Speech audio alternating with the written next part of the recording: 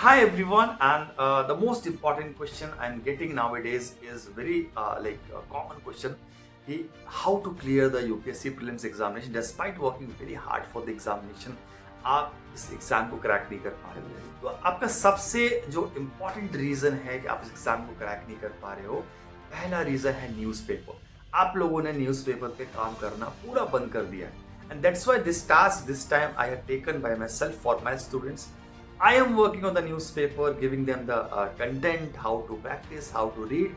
Because आपको ये चीज समझनी पड़ेगी कि कोई भी क्लास, कोई भी कोचिंग सेंटर न्यूज़पेपर को रिप्लेस नहीं कर सकता है। If you don't follow newspaper, I am saying you, it's very tough. आप सिर्फ मैगजीन पढ़ के आप अगर सोच रहे हो एग्जाम क्लियर कर लें, कि कोई भी examiner, UPSC examiner, why he will think of, और वो ख्याल कैसे ये लाएगा कि आप कोई मैगजीन पढ़ के यूपीएससी क्लियर कर लो। He will never want that कि आप कोई मैगजीन पढ़ के आप एग्जाम क्लियर कर लो, unless you are putting some effort. उसको अच्छा नहीं लगेगा, right? So you don't expect कि questions are going to come from the magazines, a common magazine which every student is following. Everyone is following the market somewhere. There more or less every magazine is same. What is different is the newspaper.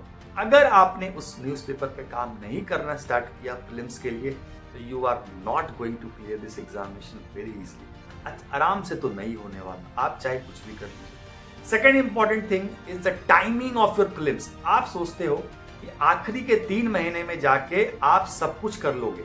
आप सारा जो load है prelims का, you put in the last 3 months, and from then you start solving which of the following words were added in the preamble after 42nd amendment. This is just shame, right? कि आप and में when the time is to do something new, something miscellaneous, something out of book, आप उस time पर एक basic preamble के question को solve करना स्टार्ट करते हो, and by the time you complete, time is over, you are not getting time to revise, आप नहीं कर पाते। This is very very important for you to understand कि आपको अगर यूपीएससी एग्जाम क्रैक करना है तो टाइमिंग, गो स्लोली इस टाइम से, but start from the scratch. आप अभी से थोड़ा थोड़ा करना स्टार्ट करोगे। वीकली 50 क्वेश्चंस करने में you are not going to spend so much time. आप क्यों डरते हो क्वेश्चन सॉल्व करने से? गॉड नोज, करना तो वही क्लियर करके, क्वेश्चन सॉल्व करके ही आपको प्रीलिम्स क्लियर करना है। आप चाहे कितना भी पढ़ लो, क्लियर तो करके ही होगा, राइट? प्रैक्टिस करने के बाद ही होगा। तो better start practising gradually from the very beginning. Don't let it go in the end. I will never allow my students to practise in the end. अभी से उनको ग्रेजुअली थोड़ा थोड़ा टास्क दे रहा हूँ, थोड़ा थोड़ा काम करवा रहा हूँ, and then I will take you to the peak in the later phase of your preparation. Okay, third important reason is आपका सारा का सारा ध्यान स्कोर पे रहता है। मॉक्स में कितने नंबर आ रहे हैं? 100 प्लस आ रहे हैं तो I am ready for the prelims. कितने स्टूडेंट्स है getting more than 100 plus in the मॉक्स but Fehling in the prelims examination?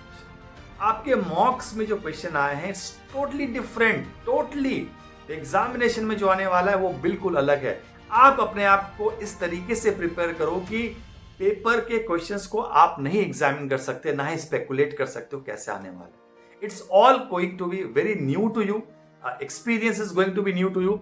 तो better train your mind and gain enough knowledge कि आप स्टेबल कम से कम रह सको पेपर में। That is a half of the task done, because the knowledge you are getting right now, more and less every students goes with the same thing, but in the hall the way you behave with the paper, जैसे ही opponent थोड़ा सा tough हुआ आपका paper, बस you start losing your self, and then the biggest problems start and you are not able to clear the paper.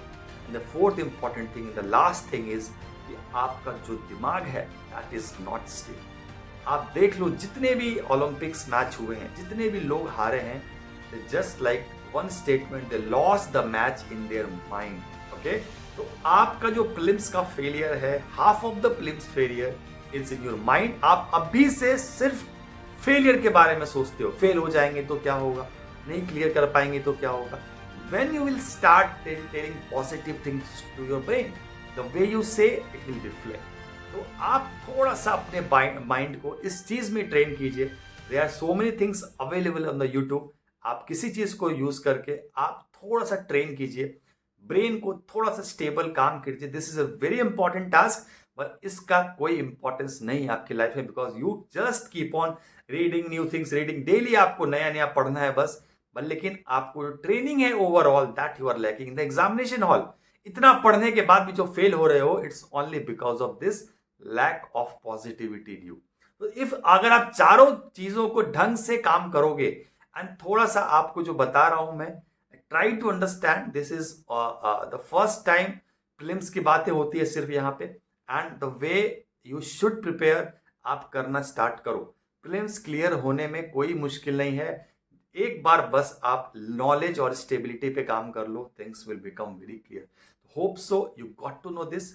इसको implement करोगे आप, and try to improve your learning, improve your knowledge, and better clear prelims in 2025.